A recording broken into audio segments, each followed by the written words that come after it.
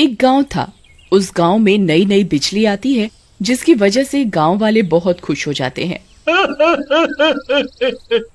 मजा आ गया, हमारे गांव में भी बिजली आ गई है।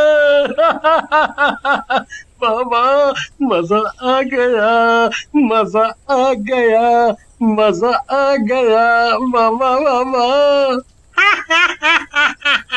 अब तो हम भी शहर वालों की तरह टीवी देखेंगे, पंखा चलाएंगे। मैं तो रात भर फिल्में देखूंगा।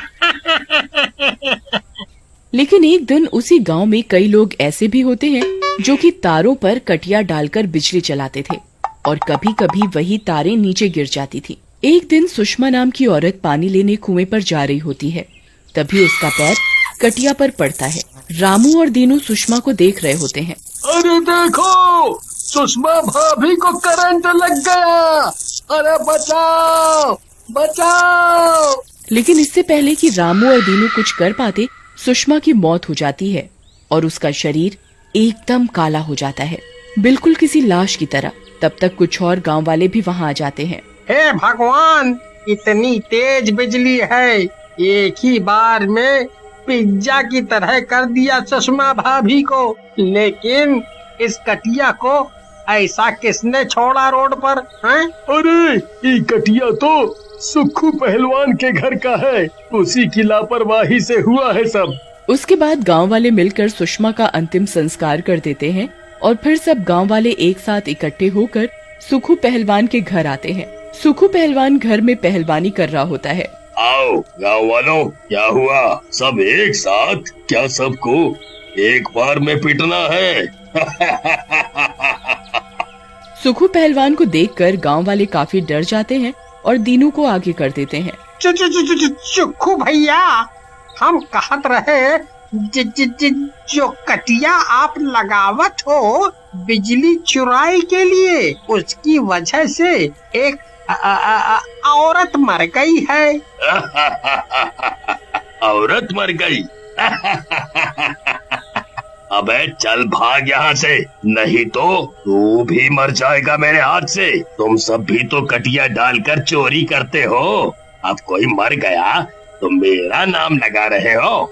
चलो तू तो सारे यहाँ से, नहीं तो अभी के अभी तुम सबको भी उसी कटिया से बांध कर टांग दूंगा। सुखू को गुस्से में देखकर सब वहाँ से चले जाते हैं। रास्ते में दीनू रामू से, अच्छा हुआ रामू, तूने हमको वहाँ से हटा दिया, नहीं तो आज इस सुक्कू को मार मार कर सुखा देते हम। हाँ चलो दीनू भाई, अब ज्यादा मत फेंको, उसे देखकर आपकी पतलून तो गीली हो गई थी। उसी रात जब सुखू पहलवान अपने घर में सो रहा होता है, तभी चुड़ैल वहाँ आती है और सुखू को नींद से उठा देती है। सुखू पहलवान, ओ सुखू उठो, उठ जाओ, थोड़ी सी पहलवानी हमें भी दिखाओ। कौन हो तुम और मुझे इतनी रात को क्यों उठा रही हो? लेकिन चुड़ैल उसकी कोई बात नहीं सुनती और सुखू पहलवान को उसी कटिया से बांध देती है। सुखू की भी करंट लगने से मौत हो जाती है। अगले दिन दीनू और रामू सुखू के घर के आगे से जा रहे होते हैं, तभी उनको सुखू की लाश दिखाई देती है। अरे ई का हुई गवा, ई तो सुखू पहलवान की लाश है, ई कैसे मर गया है?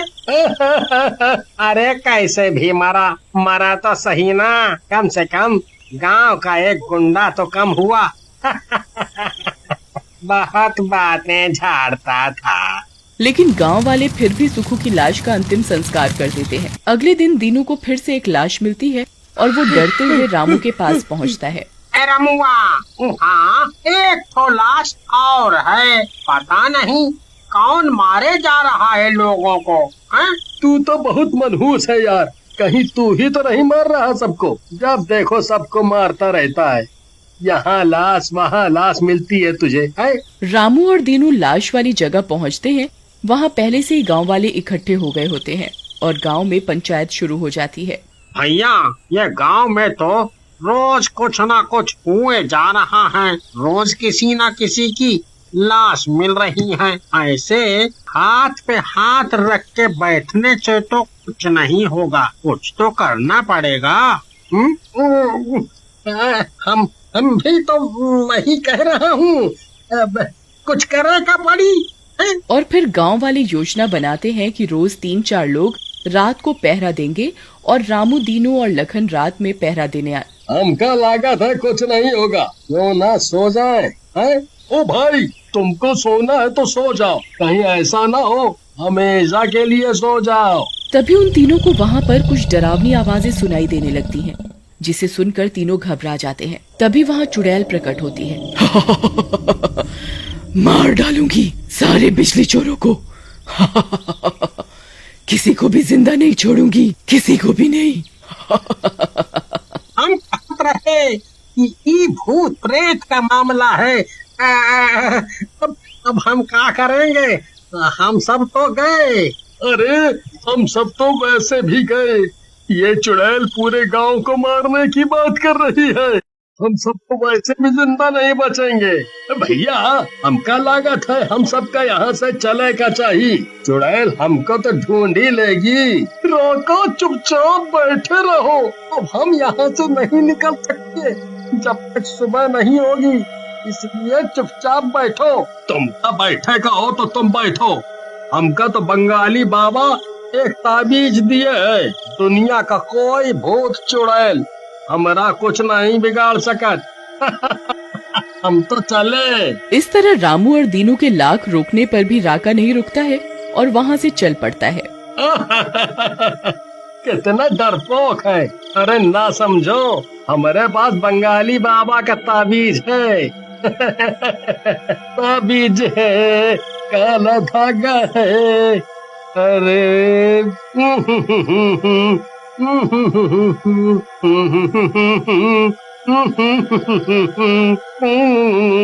अरे भैया, चलत मुसाफिर मोहलिया रे पिंजरे वाली मुनिया, चलत मुसाफिर मोहलिया रे पिंजरे वाली मुनिया। तभी उसका पीछा करते हुए चुड़ैल उसके सामने आ जाती है। कहाँ जा रहे हो? अकेले अकेले, जरा हमारे पास आ जाओ। हाँ? क्या समझा तो हमका? हम बंगाली बाबा का आशीर्वाद लेकर आए थे, तुम तो हमका छू भी नहीं सकत हो। ये देखो, 1.5 तोला का ताबीज है। लेकिन तभी चुड़ैल राका को गर्दन से पकड़कर उठा लेती है। लगता है तेरा बाबा फर्जी निकला, देख मुझे तो कुछ नहीं हुआ। अब तेरा क्या होगा कालिया?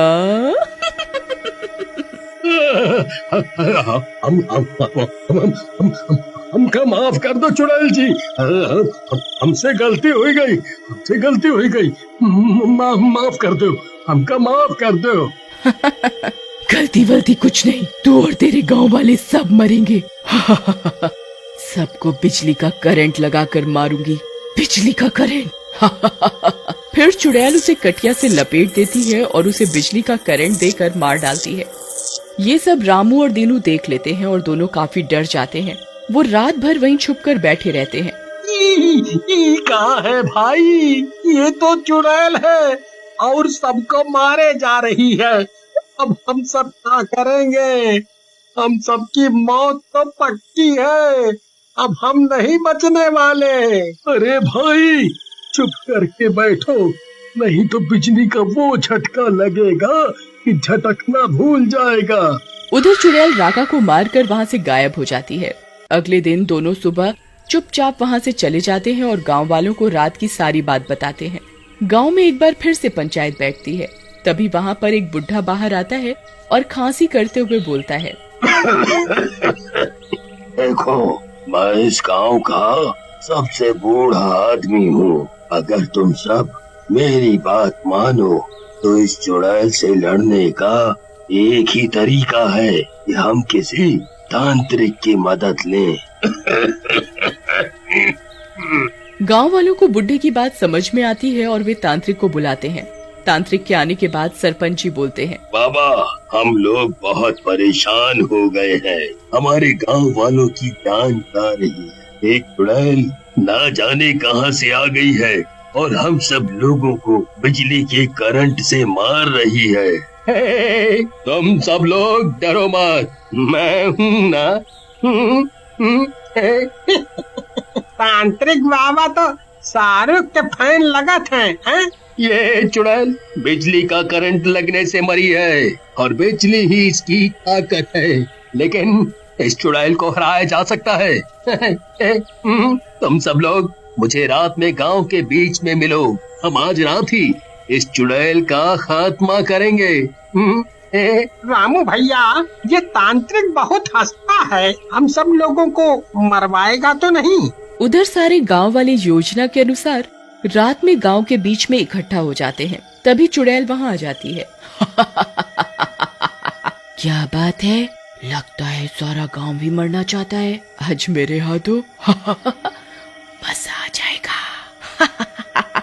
तभी चुड़ैल दीनू को पकड़ लेती है। रामू भैया, हमको बचावा हो।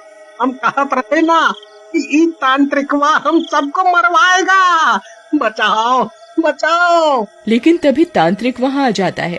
उसके हाथ में एक रबर का मैट होता है। तांत्रिक रामू की तरफ इशारा करता है।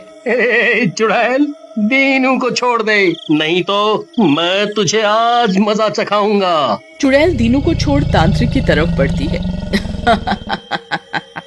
तू ज्यादा बोल रहा है तांत्रिक, पहले तेरा ही इलाज करती हूँ। लेकिन जैसे ही चुड़ैल तांत्रिक की तरफ बढ़ती है, रामू पीछे से आकर चुड़ैल के ऊपर मैट डाल देता है। मैट के डालते ही चुड़ैल की शक्ति चली जाती है।